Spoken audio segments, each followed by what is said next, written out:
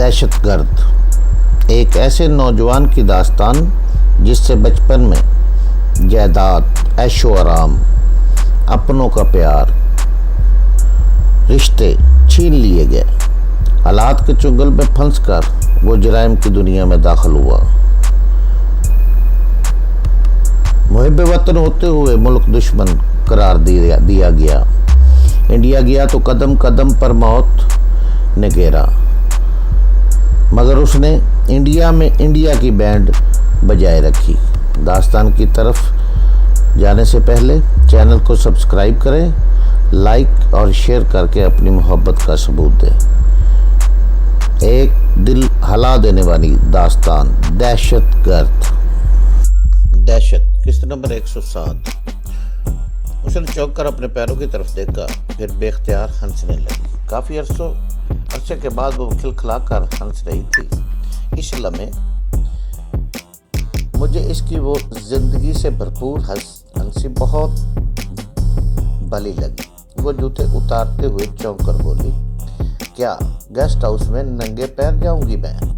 اس کی تم فکر نہ کرو، یہ سب کچھ مجھ پر چھوڑ دو۔ تم جوتے پہن کر گئی تو چوکیدار تمہارے ساتھ ساتھ مجھے بھی اندر نہیں گھسنے دے گا، میں نے ہنس کر کہا۔ مجھے کیا ہے، تم جانو، یہ کہہ کر وہ سیدھی ہو کر بیٹھ گئی۔ ہم اپنے پیروں کے پنجے مسلنے لگی۔ کانتا ایسی نازم اندام لڑکی تھی کہ وہ بھاری بھرکم جوتے کسی سزا سے کم اس کے لیے نہ تھے۔ ریسٹ ہاؤس کا مین گیٹ لکڑی کا تھا، لگتا تھا اس میں پر انگریزوں ہی کے وقت میں رنگ و روگن ہوا ہوگا۔ میں نے گیٹ پر پہنچ کر ہارن بجایا۔ کئی دفعہ ہارن بجانے کے بعد گیٹ کھل گیا اور اندر سے چوکیدار نمودار ہوا۔ اس کی آنکھوں میں نیند کا خمار تھا۔ جیپ دیکھتے ہی اس نے گیٹ فوراً پورا کھول دیا۔ مجھے یہ دیکھ کر حیرت ہوئی کہ ریسٹ ہاؤس کے پورچ میں ایک جیپ پہلے سے موجود ہے۔ میں جیپ کو اندر لیتا چلا گیا۔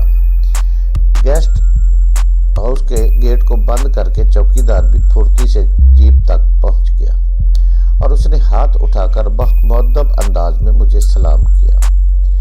کیا یہاں کوئی ٹھہرا ہوا ہے؟ میں نے جیپ میں بیٹھے پوچھا۔ جی سرکار، چوکیدار نے ادب سے جواب دیا۔ وہ مجھے بھی محکمہ جنگلات کا کوئی افسر سمجھ رہا تھا۔ رمیش کمار صاحب اور ان کے دوست ٹھہرے ہوئے ہیں۔ رمیش کمار؟ میں نے سوالیہ انداز میں پوچھا۔ آپ انہیں نہیں جانتے، وہ جنگلات کے افسر ہیں، چوکیدار نے جواب دیا۔ پھر تو یہاں کوئی کمرہ خالی نہیں ہوگا، میرے لہجے میں مایوسی تھی۔ کیا آپ جنگلات میں ملازم نہیں ہیں؟ چوکیدار نے پوچھا۔ نہیں، میں انکم ٹیکس آفیسر ہوں۔ اپنے دوستوں کے ساتھ شکار پر نکلا تھا مگر ان سے بچھڑ گیا۔ میں زخمی بھی ہوں، خیر کوئی بات نہیں، ہم گاڑی میں کہیں ٹھہر جائیں گے۔ کون ہے چوکیدار؟ اندر سے کسی نے تحقیرانہ لہجے میں پوچھا۔ وہ بھی شاید جیپ کی آواز سے بیدار ہوا تھا۔ پھر وہ برآمدے سے اتر کر ہمارے پاس آ گیا۔ اس کے جسم پر سلیپنگ سوٹ اور نائٹ گاؤن تھا۔ یہ انکم ٹیکس آفیسر ہیں سرکار، چوکیدار جلدی سے بولا۔ شکار پر نکلے تھے مگر زخمی ہو کر اپنے دوستوں سے بچھڑ گئے۔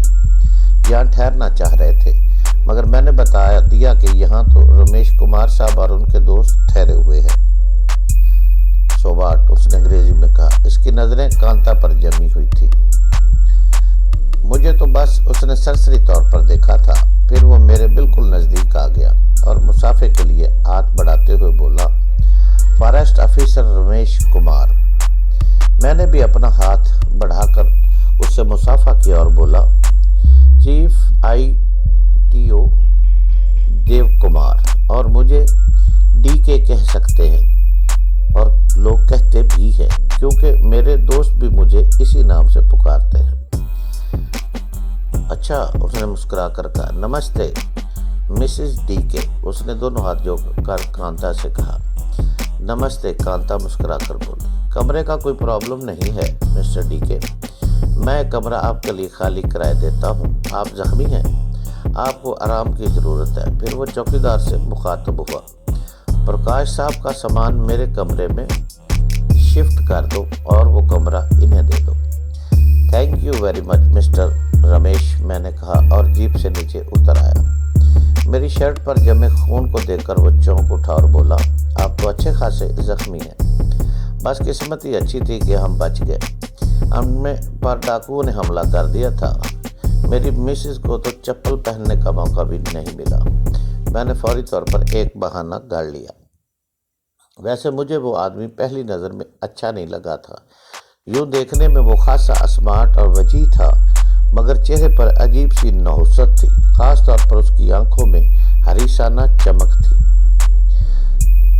हमारे पास सामान ही क्या था, वो सब चीज़ें तो वहीं रह गई थी। बस ये दुआओं का बक्स जीप में रखा हुआ था, वही रह गया था। मेरे पास तो दूसरे कपड़े भी नहीं हैं। कांता ने कहा, no problem mister DK. Ramesh Kumar खुश दिली से बोला, मेरा दादा है कि मेरे कपड़े आपके जिस्म पर आएंगे। मैं अभी अपना एक जोड़ा और ज़रूरत का सामान भिजवाता हूँ। आप ज़्यादा तकल्लुफ़ ना करें, बस यही चंद घंटों सर छुपाने का ठिकाना चाहिए था। कम ऑन मिस्टर डीके, उसने कहा, इसमें तकल्लुफ़ की क्या बात है। कल मुझे भी तो आपकी ज़रूरत पड़ सकती है। श्योर श्योर, मैंने हंसकर कहा। कभी दिल्ली आओ तो मुझसे ज़रूर मुलाकात करें, मुझे खुशी होगी। इस दौरान में चौकीदार ने हमारा कमरा सेट कर दिया। रमेश ने चौकीदार को ताकीद की कि इन लोगों को किसी किस्म की तकलीफ़ नहीं होनी चाहिए। फिर वो मुझसे बोला, आप आराम करें, आपसे सुबह मुलाकात होगी। इसकी नज़रें मुसलसल कांता पर जमी हुई थी। ऐसे लगा था जैसे उसने ये जुमला मुझसे नहीं बल्कि कांता से कहा हो। कमरे में पहुंचकर मैंने चौकीदार के हाथ में 100 का नोट रख दिया और उससे कहा, पहले तो हमारे लिए गर्म पानी ला कर दो, फिर हो सके तो कुछ खाने को ले आओ। 100 का नोट हाथ में आते ही जैसे उसके जिस्म में फुर्ती सी आ गई। वो जल्दी से बोला, मैं अभी पानी गर्म करके लाता हूँ। थोड़ी देर बाद वो गर्म पानी की 2 बाल्टियाँ ले आया। फिर फौरन एक धुला धुलाया स्लीपिंग सूट, पैंट शर्ट, साबुन और शेविंग का सामान ले आया। चौकीदार के जाने के बाद मैंने शर्ट उतारने की कोशिश की तो मुझे खासी तकलीफ हुई। शर्ट मेरे शाने के जख्म से चिपक कर रह गई थी। शाने से लेकर मेरी कोहनी तक खासा लंबा और गहरा जख्म था। इसमें से फिर खून छिलकने लगा। कांता ने मेरी उतारी हुई शर्ट फाड़ के गर्म पानी से मेरा जख्म साफ किया। फिर बोली, पहले तुम नहा लो, इसके बाद तुम्हारे जख्म पर मैं दवाई लगा दूंगी। 2 दिन बाद में ये जख्म नज़र भी नहीं आएगा। मैं गर्म पानी से नहाकर निकला तो मेरी सारी थकन उतर चुकी थी, मगर जख्म से फिर खून निकलना शुरू हो चुका था। कांता ने पहले जख्म पर मरहम का लेप किया, फिर उस पर कोई सफूफ छिड़क दिया। मुझे ऐसे लगा जैसे मेरे बाजू में अचानक ठंडक सी पड़ गई हो। और उस संदूक में दुआओं के अलावा कांता के कुछ कपड़े भी थे। उसने एक साड़ी पहनने के लिए निकाल ली और अपनी बंधी हुई साड़ी का पल्लू फाड़ के मेरे जख्म पर बांध दिया। कांता नहाकर निकली तो गुलाब की तरह निखरी हुई तरोताज़ा दिखाई दे रही थी। वो बाल सुलझाकर बैठी ही थी कि चौकीदार खाना ले आया। कम वक्त में वो बहुत अच्छा खाना ले आया था।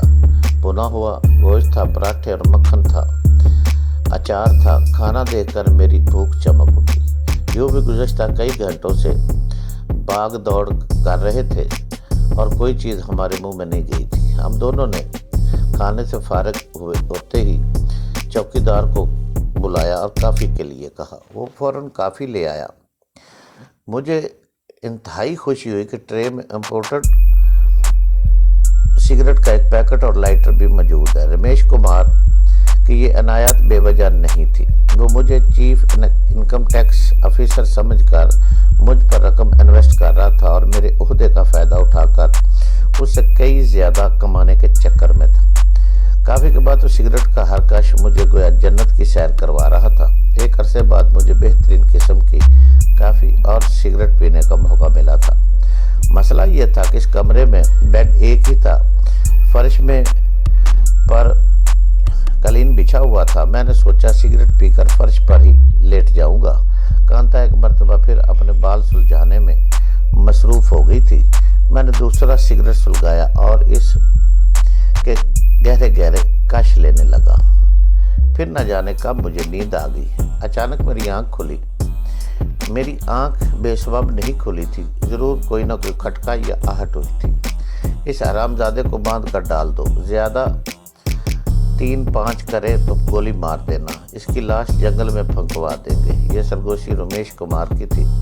حرامزادہ مجھے بیوقوف بنا رہا تھا کہ میں چیف انکم ٹیکس آفیسر ہوں، حالانکہ ان سے ابھی پرسوں میری ملاقات ہوئی ہے۔ اور چوکیدار کا کیا کرو گے؟ چوکیدار بھی میرا آدمی ہے، ہر مہینے 500 روپے میں اسے اسی لیے دیتا ہوں، اس ریسٹ ہاؤس کی کوئی بات باہر نہ جائے۔